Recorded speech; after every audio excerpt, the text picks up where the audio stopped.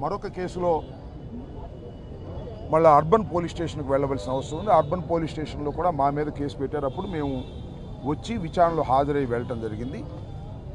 ఈరోజు ఆమె అంతకుముందు రాలేదు కాబట్టి ఈరోజు అక్కడ కూడా హాజరైన తర్వాత వెళ్ళటం జరుగుతూ ఉంది. మీ అందరికీ తెలుసు, మేమిద్దరం కూడా జగన్మోహన్ రెడ్డి గారి క్యాబినెట్లో మంత్రులుగా చేసినటువంటి వ్యక్తులం. మా మీద కేసులు పెట్టి ఇలా పోలీస్ స్టేషన్కు తిప్పేటటువంటి కార్యక్రమాన్ని నారా చంద్రబాబు నాయుడు గారు, లోకేష్ గారు, కూటమి ప్రభుత్వం పనిగట్టుకు చేస్తున్నది. నేను ఒక ప్రధానమైనటువంటి అంశాన్ని ఇక్కడ మీకు గుర్తు చేస్తాను. జగన్మోహన్ రెడ్డి గారు రెంటపాళ్ళ వచ్చిన సందర్భంలో మేమందరం కూడా ఆయన వెంట వచ్చాం. రెంటపాళ్లే కాదు, జగన్మోహన్ రెడ్డి గారు ఎప్పుడు ఏ పర్యటనకు వెళ్ళినా వారి వెంట మేము వెళుతూ వస్తూ ఉన్నాం. ఇవాళ కాదు, జగన్మోహన్ రెడ్డి గారు పార్టీ పెట్టిన దగ్గర నుంచి ఓదార్పు యాత్ర కానీ పాదయాత్ర కానీ ఎక్కడైనా ఆయన వెంట వెళుతూ ఉన్నాం, ఫాలో అవుతూ ఉన్నాం. కానీ ఎప్పుడు ఇలాంటి కేసులు పెట్టిన పాపాన పోలేదు.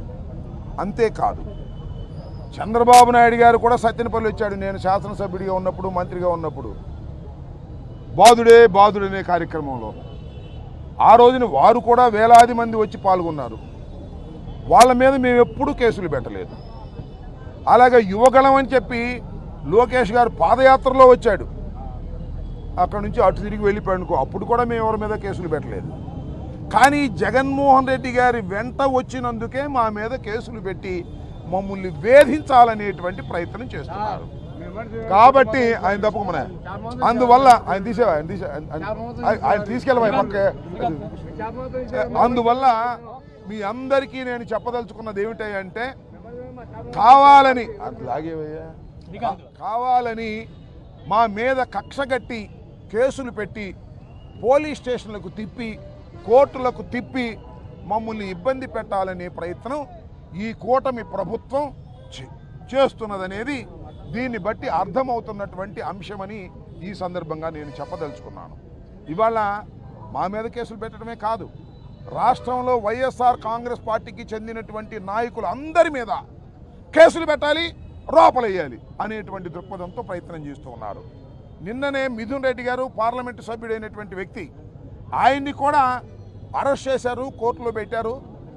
ఆయన దించబోయే బాబు కోర్టులో పెట్టి పోలీస్ స్టేషన్ రాజమండ్రి సెంట్రల్ జైలుకి తరలించేటటువంటి కార్యక్రమం చేశారు. ఈ విధంగా కావాలని లేనిపోని కేసులు పెట్టి మమ్మల్ని వేధించాలనే ప్రయత్నం చేస్తున్నారనేది మీ అందరికీ స్పష్టంగా అర్థమవుతున్నటువంటి అంశం. కాబట్టి తీసేవా తాగి వచ్చాడు కూడా. కాబట్టి మీ అందరికీ మనవి చేసేది ఏమిటంటే, ప్రజలు అర్థం చేసుకోండి, ఏ విధంగా ఈ పరిపాలన సాగుతూ ఉన్నదో అర్థం చేసుకోవాల్సినటువంటి అవసరం ఉన్నది. ఇక్కడ మేము పరిపాలన చేశాం, మంత్రులుగా చేశాం. మీ అందరికీ గుర్తుండే ఉంటుంది, సంవత్సరం క్రితం దాకా ఇక్కడ మంత్రిగా వ్యవహరించాను. ఇవాళ సత్తెనపల్లిలో రాజకీయం ఎలా ఉందో నేను ప్రత్యేకంగా మీకు చెప్పాల్సిన అవసరం లేదు. ఇవాళ ఎవరండి ఇక్కడ శాసనసభ్యులు? శాసనసభ్యులుగా ఉన్నాయని ఎక్కడున్నాడు? ఒక ఆయన డిఫాక్టో శాసనసభ్యుడు వచ్చాడు, ఒక ఆయన రాజ్యాంగేతర శక్తి, ఆయన కాంట్రాక్టరు డిఎన్ఆర్ అంట. ఆయన దగ్గరికి వెళ్ళి చేతులు కొట్టి నుంచోవాల్సి వస్తుంది. ఓట్లు వేసిందేమో ఎమ్మెల్యే గారికి, మీరు వెళ్ళి చేతులు కట్టుకు నుంచున్నదేమో ఆ కాంట్రాక్టర్ దగ్గర. ఏందే నాకు అర్థం కాలేదు. ఓట్లు వేసిన వాళ్ళకి సిగ్గు లేదా అని అడుగుతా ఉన్నా. ఆ ఎమ్మెల్యే గారికి రాసి ఇచ్చేసాడు కాంట్రాక్ట్ మొత్తాన్ని. ఇవాళ వెళ్ళి అక్కడ కూర్చొని రాజకీయం చేసుకోవాల్సిన పరిస్థితి, చేతులు కట్టుకుని ఆయన దగ్గరికి వెళ్ళాలి. ఆయన ఈ సత్తెనపల్లిలో ఉన్నటువంటి స్థలాలన్నీ ఆక్రమించుకుంటాడు, డిస్ప్యూట్లో ఉన్నాయి, దాన్ని ప్లాట్లు వేస్తాడు, అమ్ముతూ ఉంటాడు. ఈ విధమైనటువంటి కార్యక్రమాలు ఇక్కడ జరుగుతూ ఉన్నాయి. లిక్కర్ స్కామ్ అంటున్నారు కదా. నేను ఒకటి మనవి చేస్తున్నా, ఇవాళ ఈ నియోజకవర్గంలో ఈ హెడ్ క్వార్టర్లో 4 బార్లు ఉన్నాయి, అవునా? 4 బార్లు ఉన్నాయి. అవన్నీ కూడా వైఎస్ఆర్ కాంగ్రెస్ పార్టీలో ఆ బార్లు బిడ్ల వేసి తీసుకున్నారు. ఇవాళ ఓనర్లు ఉన్నారండి ఆ బారుల్లో. 3 దానిలో ఓనర్లు లేరు. డిఎన్ఆర్ గారు ఎవరు చేస్తే వాళ్ళని పెట్టారు, ఓనర్లు తరిమేశారు. ఇంతకన్నా దారుణం ఏం కావాలి? అసలు నేను మనవి చేస్తున్నా, అసలు వైఎస్ఆర్ కాంగ్రెస్ పార్టీ అధికారంలో ఉన్నప్పుడు, మేము మంత్రులుగా ఉన్నప్పుడు బెల్ట్ షాపులు ఉన్నాయా అని అడుగుతా ఉన్నా. ఎక్కడన్నా బెల్ట్ షాప్ ఉండి పట్టుకుంటే నేను ఫోన్ కూడా చేసేవాడిని కాదు. ఇవాళ ఎక్కడ పెడితే అక్కడ బెల్ట్ షాపులు కదండి. ఏమిటండి ఈ దారుణం? ఈ లిక్కర్ స్కామ్ ఎవరు చేస్తున్నారండి?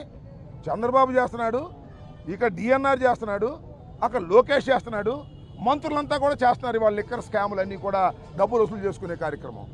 జగన్మోహన్ రెడ్డి గారి మీద, వైఎస్ఆర్ కాంగ్రెస్ పార్టీ మీద కేసులు పెట్టి వేధించాలి, లోపలేయాలి. మేము జడుస్తామా? ఎన్ని చూసి వచ్చాము ఇవాళ? ఇన్ని చూసి రాజకీయాల్లోకి వచ్చామని మనం చేస్తున్నా. దేనికి భయపడే ప్రశ్న లేదు. కాకపోతే మాకు కొద్దిగా బిడియం వేస్తుంది. ఎందుకంటే మంత్రులుగా చేసిన వాళ్ళం వచ్చి పోలీస్ స్టేషన్కి హాజరు కావాలంటేనో, పోలీస్ స్టేషన్ నుంచి బయటకు వచ్చి మీ ముందు హాజరు కావాలంటే కొద్దిగా బిడియం వేస్తుంది. ఆ బిడియం కూడా పోయింది. ఇంకా రెడీగా ఉన్నాం దేనికైనా. సెంట్రల్ జైలు పంపుతారా? పంపడం రెడీగా ఉన్నాం. కోర్టుకు పిలుస్తారా? రెడీగా ఉన్నాం. దేనికైనా సిద్ధపడి రాజకీయాలు చేయడానికి సిద్ధంగా ఉన్నాం. ఈ చంద్రబాబు నాయుడు గారి కూటమి ప్రభుత్వం చేస్తున్నటువంటి దౌర్జన్యాలని, అన్యాయాలని ఎదుర్కోవడానికి సిద్ధంగా ఉన్నాం ఈ 4 సంవత్సరాల పాటు కూడా అని మనవి చేస్తున్నాం. ఏంటండి అన్యాయం? నాకు అర్థం కాలేదు. పోలీస్ వ్యవస్థ ఉంది ఎందుకండి? మా మీద కేసులు పెట్టడానికా? మాజీ ఎమ్మెల్యేల మీద కేసులు పెట్టడానికా? మాజీ మంత్రుల మీద కేసులు పెట్టడానికా? వైఎస్ఆర్ కాంగ్రెస్ పార్టీ మీద కేసులు పెట్టడానికా? పెట్టండి అయ్యా. దోపిడీదారుల మీద పెట్టండి, రౌడీల మీద పెట్టండి, దొంగల మీద పెట్టండి, సంఘ విద్రోహ శక్తుల మీద పెట్టండి. మేము సంఘ విద్రోహ శక్తులు అని అడుగుతా ఉన్నా. మేము సంఘ విద్రోహ శక్తులు కాదు, ప్రజాసేవ చేయడానికి రాజకీయాల్లో వచ్చాం, ఎన్నిక కాబడ్డాం, మంత్రులుగా చేశాం. మా మీద కేసులు పెట్టి మమ్మల్ని అణచాలని ప్రయత్నం చేసే లోకేష్కి, చంద్రబాబుకి బుద్ధి చెప్పి తీరుతాం రాబోయే కాలంలో మనం చేస్తున్నా. ఎంతసేపు పట్టిద్దండి? కాలం గిర్రని తిరిగి వచ్చేసింది. 1 సంవత్సరం అయిపోయింది, ఇంక 3 సంవత్సరాలేగా, మధ్యలో ఇంకో సంవత్సరం ఎలక్షన్లేగా. కాబట్టి కాలం గిర్రన తిరిగి వస్తుంది. ఇవాళ చంద్రబాబు నాయుడు గారు కూటమి ప్రభుత్వం చేస్తున్నటువంటి ఒక అన్యాయమైనటువంటి పరిపాలన, ఇది పోలీసు పరిపాలన, ఇది మిలిటరీ పరిపాలన లాగా ఉంది తప్ప మరొకటి కాదు. వీటన్నిటినీ ధైర్యంగా ఎదుర్కొంటామని కూడా మనవి చేస్తున్నా. రెంటపాళ్ళ జగన్మోహన్ రెడ్డి గారు వస్తే ఇన్ని 100 మంది మీద కేసు పెడతారని నాకు అర్థం కాలేదు. రెడీగా ఉన్నాం మేము. ప్రతి వాయిదాకు వస్తాం. సత్యనపల్లి మీ అందరికీ అండగా ఉంటాం. 103 పెట్టారు, 113 మందిని పెట్టారు, ఇంకా కొంతమందిని కూడా పెడతారు. ఇప్పుడు 7 పెట్టారు, ఇంకా కొంతమందిని పెడతారు. భార్గవ్ దీనిలో ఉన్నాడు, అప్పిరెడ్డి దీనిలో ఉన్నాడు, మేడం గారు దీనిలో ఉన్నారు. అందరూ బోల్డ్ అంతమంది నాయకులందరినీ దీనిలో పెట్టారు. రోజు వాయిదాకి వస్తాం, మిమ్మల్ని అందరినీ కలుసుకుంటాం, మీకు ధైర్యం చెబుతాం. మీరు మాకు ధైర్యం, మేము మీకు ధైర్యం. కలిసికట్టుగా ముందుకు వెళదాం. ఈ దుష్ట పరిపాలన అంతం చేసేందుకు ఇవాళ నుంచి సమిష్టిగా కృషి చేద్దామని ఈ సందర్భంగా నేను చెప్పదలుచుకున్నాను.